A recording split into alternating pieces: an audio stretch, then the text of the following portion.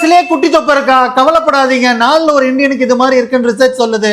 இந்த 5 விஷயத்தை சேவ் பண்ணிட்டு ரெகுலரா பண்ணுங்க, ஈஸியா குறைச்சிருவோம். இது 30 வயசுலயே வர்றதுக்கு முக்கியமான 3 காரணம். நம்மளுடைய உணவு பழக்கத்துல 70% கார்போஹைட்ரேட்டா இருக்கிறதுங்க. நம்பர் 2, புரோட்டீனோட அளவு நம்மளதுல கம்மியா இருக்கிறது. நம்பர் 3, உலகத்திலேயே அதிகமா சுகர் சாப்பிடுற நாடு நம்ம நாடு தாங்க. பழக்கம் ஆயிடுச்சு. இந்த லைஃப் ஸ்டைல் சேஞ்சினாலதான் எல்லாருக்கும் குட்டி தொப்பை வந்துருச்சு. அது குறைக்கிறதுக்கு நீங்க பண்ண வேண்டியது நம்பர் 1, நம்மளோட சாப்பிடுறப்போ கார்போஹைட்ரேட் ஒரு 10% குறைங்க, புரோட்டீன் ரிலேட்டடா 10% கூட்டுங்க, சுகர் ஐட்டத்தை கட்டே பண்ணிடுங்க, தப்பே கிடையாது. 2, மூக்கு முட்டை 3 வேளை சாப்பிடாம ஒரு 5ல இருந்து 6 தடவை ஸ்மால் குவான்டிட்டியா எடுத்துக்கோங்க.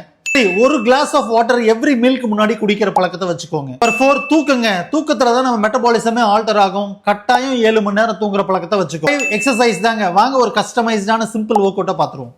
2 காலையும் மேல தூக்கி விடுறத பண்ணுங்க. சீட்டோட எட்ஜில் உட்காந்துட்டு அப்படியே ஒரு பெடல் பண்ற மாதிரி ரிப்பீட்டடா பண்ணுங்க. அப்புறம் கையை கவுத்து தலைக்கு பின்னாடி வச்சுட்டு ஆல்டர்னேட்டா ஆர்ம் அண்ட் லெக் லிஃப்ட் பண்ணி விடுங்க. உட்காந்து எந்திரிச்சு நின்றுட்டு உட்கார்றத ஒரு பழக்கமா வச்சுக்கோங்க. காலை 90 டிகிரியில வச்சுட்டு இது மாதிரி நல்லா ரொட்டேட் பண்ணுங்க. அப்புறம் உடம்ப தூக்கி ரொட்டேட் பண்ணிக்கோங்க. அதை அப்படியே 2த்தையும் சைமல்டேனியஸா பண்ணுங்க, எட்டி பிடிக்கிற மாதிரி. அப்புறமா 2 காலையும் முட்டி மடக்காம எவ்வளவு தூரம் தூக்க முடியுமோ தூக்குங்க.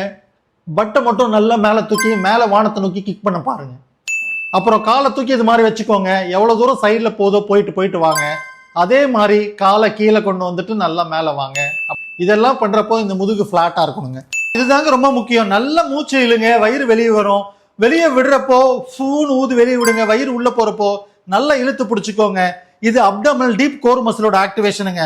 அதை அப்படியே பிடிச்சிட்டு த்ரூ அவுட் டே உங்களால இருக்க முடியும். கொஞ்சம் கொஞ்சமா ப்ராக்டிஸ் பண்ணிக்கோங்க. இதுக்கும் பிரீத்திங்க்கும் சம்பந்தம் இல்லை. பிரெத் ஹோல்ட் பண்ண வேணாம்.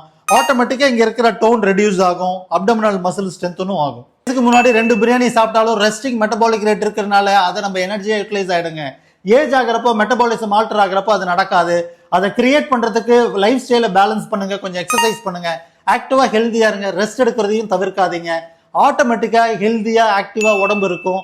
ஹெல்தி வெயிட்டை மேனேஜ் பண்ணிக்கோங்க. பெயின் ஃப்ரீயா ஹாப்பியா ஆக்டிவா இருங்க. Just for information, doctor Ram.